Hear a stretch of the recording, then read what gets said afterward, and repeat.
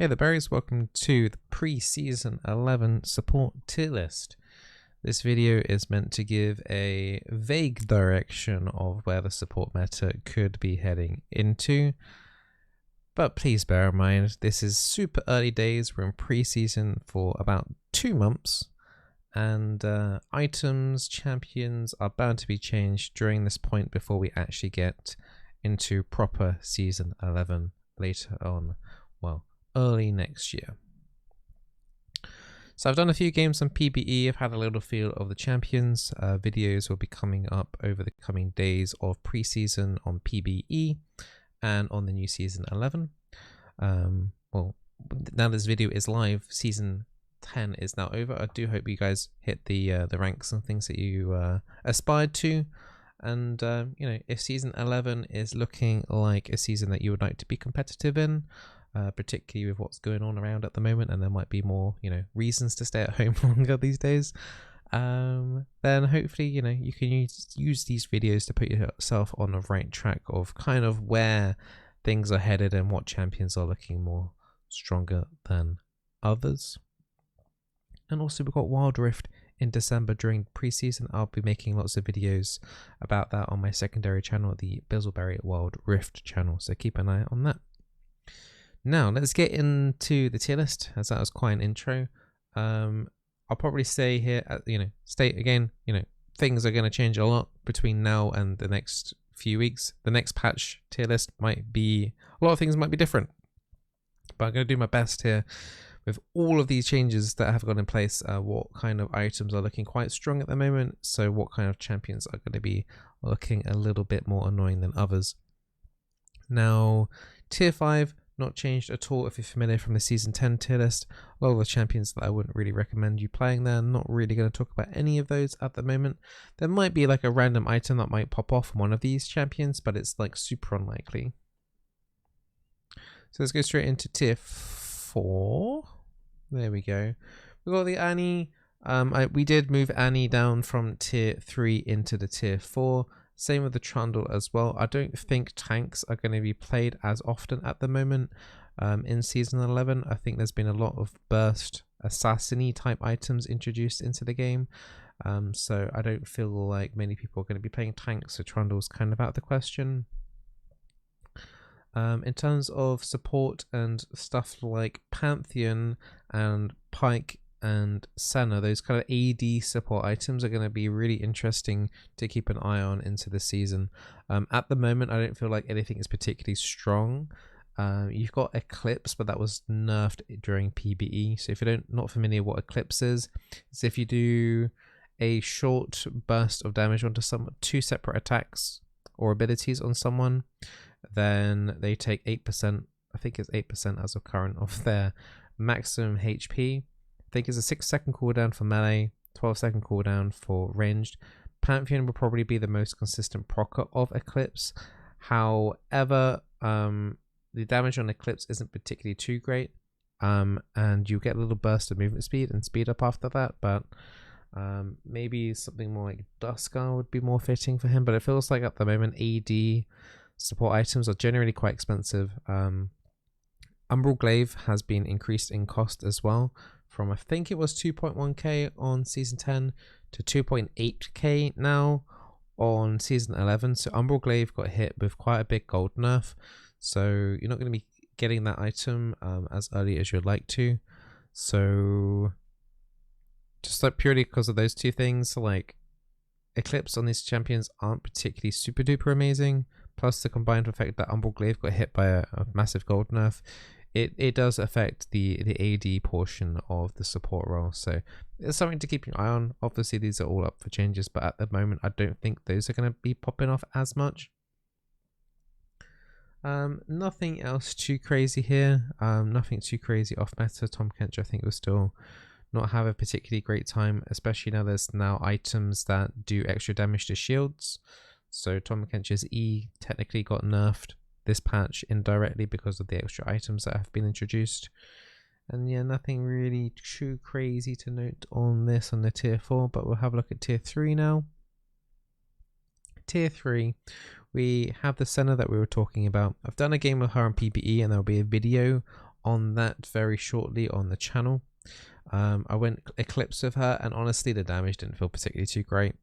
And you know, as I said, Umbral Glaive not being able to get that earlier on did suck. It did feel pretty meh. Not really sure what position she's going to be in terms of like what her ranking is going to be. There are rumors, although I don't have confirmation. I don't know if it's going to be an 11.1 or 11.2, but there will be AP ratios added to her E. The Shroud, the invisibility, will increase in movement speed if you do obtain more ability power. And then her ultimate, the damage portion of that, will also scale a little bit more from AP. So we could start seeing more of an AP center, which honestly before wasn't viable. But I say that hesitantly because Athene's Unholy Grail is no longer in the game. So it's hard to necessarily recommend her in her current state, but I expect potentially an AP center becoming more of a thing, and it would prevent her maybe from being in the AD role if those changes do come through.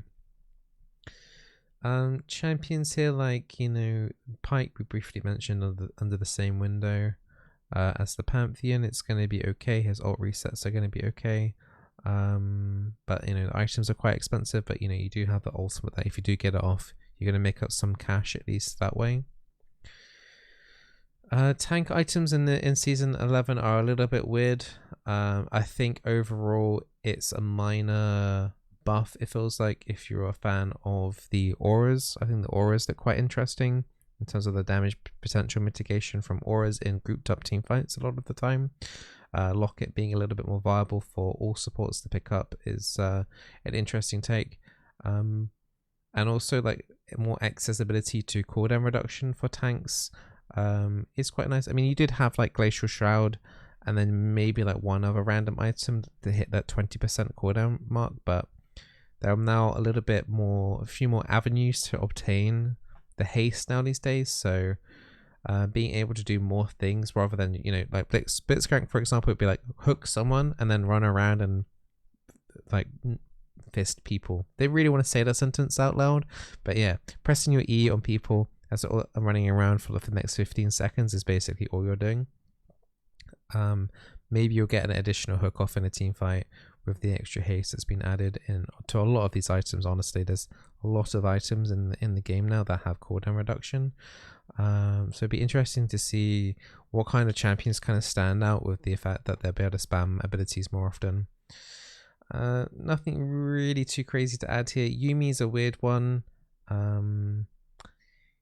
Yeah, I'm not too sure if how Yumi's going to play out or what she's going to buy. I think a lot of these champions are going to need individual testing, particularly by people that one-trick them, and then we'll get more clear item build paths for some of these champions and then get a more better grasp of where they're going to be placed. But I feel like, you know, this seems like roughly right for these particular champions at the moment, just with their kits and their damage, their base damages and things like that right now, probably roughly in that tier 3 area. They're okay. Thresh is probably a bit higher up in higher ELO and lower in lower ELO, but generally these champions are, I'm kind of happy where they are right now. Tier 2 and Tier 1 have had a little bit of a reshuffle.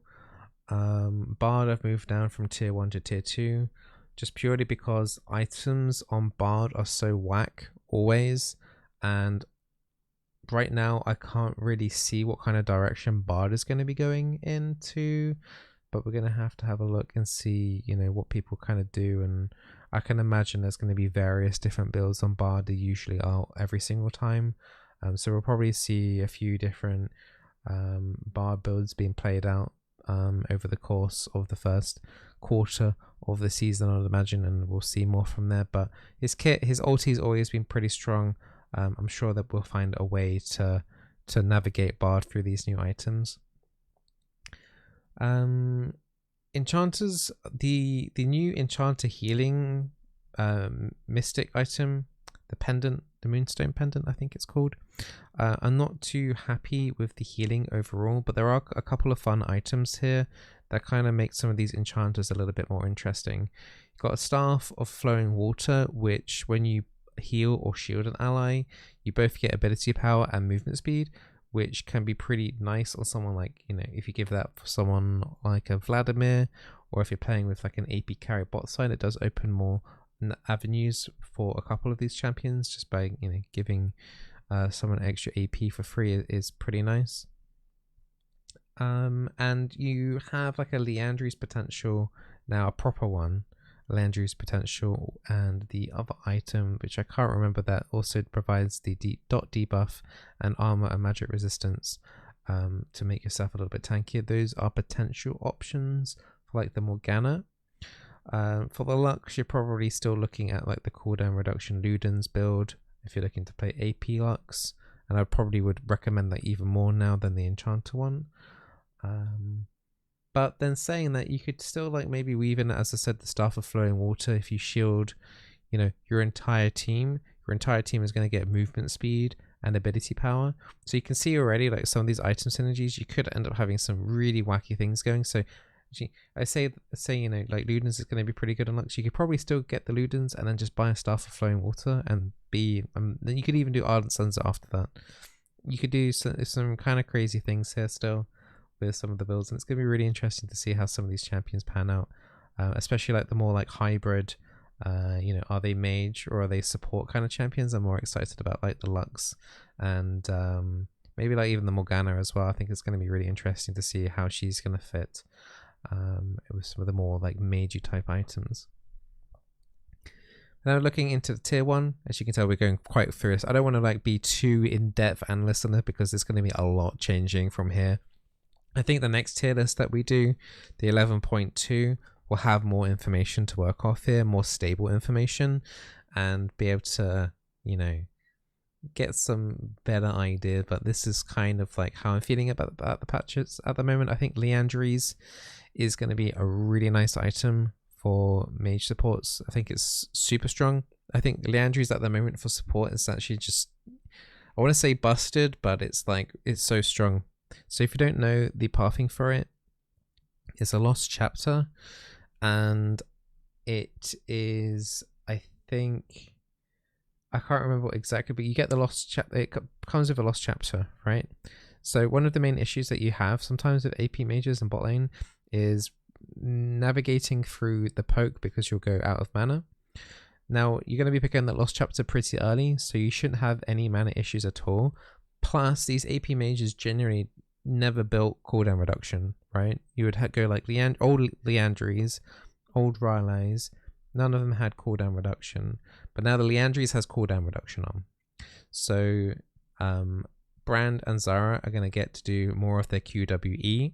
I was looking at a rune build where you could actually do sorcery secondaries on these with like Transcendence, the new Transcendence. You're going to get cooldown reduction there earlier, and Transcendence overall has been buffed in my opinion. So Transcendence on AP mages on the bot lane with the added cooldown reduction, it's going to be, they're going to have a lot more cooldown than they really should do, and what people are used to. So I think it's going to help a lot in the added damage in team fights if you manage to stay alive and not get focused too quickly, because if you can stay alive and apply all the dots that you need to do with those two champions, I think the damage is going to be ridiculous. So Brand and Zara are definitely ones to look out for with the Leandry's builds 100%, and having extra cooldown reduction is going to feel very strong, I think. Sona I actually have moved up because I feel like she'll benefit the most out of stuff of, like we mentioned earlier, Staff of Flowing Water. I'm really looking at that item for a lot of things here because I think overall the base values on it are pretty good and the item is relatively cheap. So being able to shield your entire team mid-game onwards and giving everyone extra movement speed and ability power on top of that with one button press, I think is going to be pretty insane. So keep an eye out for that. Imperial Mandate Nami is looking ridiculous in terms of damage as well. If you do Imperial Mandate Nami, your heals won't be particularly as spicy as old Athena's Unholy Grail. But now this Nami has now become more like mage than a healing support. And I don't know how that's how people necessarily feel about that. But a summon Airy with Staff of Flowing Water with the Imperial Mandate is, I've got a video on it. You can check the channel, but it's crazy. The item alone was 25% of my entire damage. As soon as I picked it up, it was 20. At the end of the game, it was 25% of Nami's damage. It was just from one item. Basically, if you don't know what Imperial Mandate is, whenever you hit someone with an ability, a slow or an immobilizing effect, you do damage to them. And also it puts a mark above their head, which has a 5-second cooldown-ish. When an allied champion hits that target, the mark detonates for extra damage. Now, as of current state, if you give your E to your AD carry and they hit an enemy champion, the E does the damaging ability, so it's slow, so it does damage and it slows all in one component. So it will do the damage for the mark, and because your AD carry is hitting them, it will also detonate the mark. So basically it's like a Leonie passive at range, which can be freely detonated as long as your AD carry just hits the target. It's crazy. Also, you got your things like, because it works off slows and immobilizers, you can, if you get a really good Nami wave in, for example, the entirety of the enemy team will be marked and take extra bonus damage by being hit by an enemy champion as well, by being hit by an allied champion as well.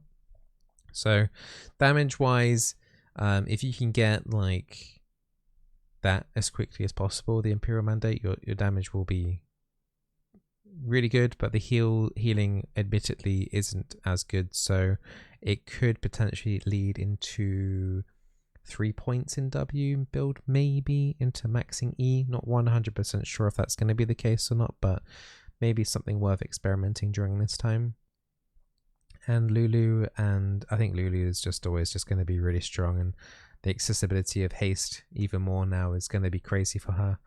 And Janna, I think, is always just going to be really strong. I'd be interested to see what kind of items that she's going to go into for this season. But Janna's always been the queen of solo queue. She's been very strong for a very long time, and I don't really see a reason why that would necessarily change for this patch. But yeah, ones to keep your eye on, particularly, you know, the brutal AP Leandri's extra cooldown reduction on the Brand and the Zyra, and the Staff of Flowing Water on the Sona, Imperial Mandate on the Nami. Like those four in particular, the Sona, Nami, Brand, Zyra, are going to be the ones to, I think a lot of people are going to be experimenting in, and should be pretty fun. And we'll see, you know, what works and what doesn't, and keep tuned for in 2 weeks time for see how much of this tier actually changes, or you know, how accurate I was. But we'll be playing a lot of solo queue games for sure from Wednesday onwards when the patch goes live. So check out twitch.tv/Bizzleberry if you want to catch as many games as possible. And if you want any questions for the season, I'll be more than happy to answer your questions as soon as I know the answers myself. So don't forget to stay very awesome, stay safe, and I'll keep, and you know, leave me a comment down below if there's any champions here that, you know, I may have missed. There may be something ridiculously OP and strong that I've overlooked completely. Let me know down there, and let me know the secrets so I can climb up my hidden MMR like everyone else can if you tell me those OP deets. Alright, stay safe, stay very awesome.